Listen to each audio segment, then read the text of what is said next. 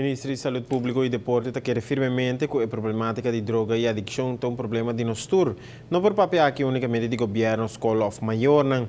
Tudo rende instância, mas se toma responsabilidade em aqui. Como parte do manejo do ministro, explica de plano para formar uma plataforma de informação ribacuido. O ministro Schwengel estava no Parlamento de Março dando explicação de aqui. A parte educativa é muito importante.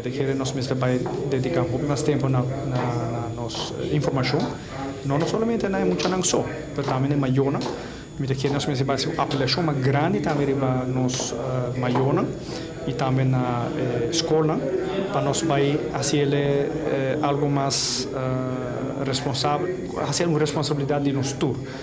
Se vai tirar somente a pessoa ou uma certa instância só, não é suficiente. Nós todos vai buscar uma maneira que nós vamos participar para brincar o problema aqui.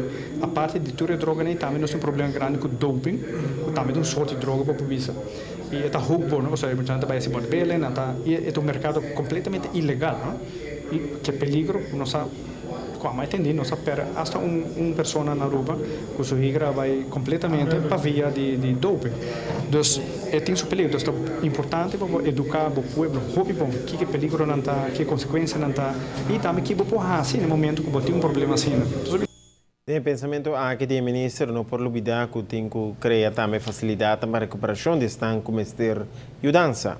Adicionalmente, está criando um cenário para centralizar a informação. Tem diferentes iniciativas andando, segundo o ministro Schwengel, e está trabalhando também para a fórmula para chegar a mais fundo para carga de iniciativa aqui. O local toca a parte de prevenção, desse voorlichting, que ajuda a prevenção. Nós estamos formando uma plataforma de informação e educação, onde nós queremos para centralizar, não é placa só para centralizar a kennis também, onde nós temos usar partners na continha bergzorg, entre outros AZV, hospital, EMSAM, Wetgele-Kruis, etc.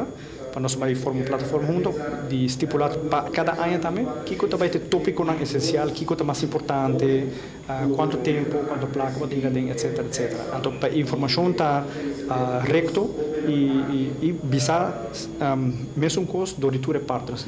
Não para depois como cliente vai atender aqui, não vai atender bem, não, é algo consistente.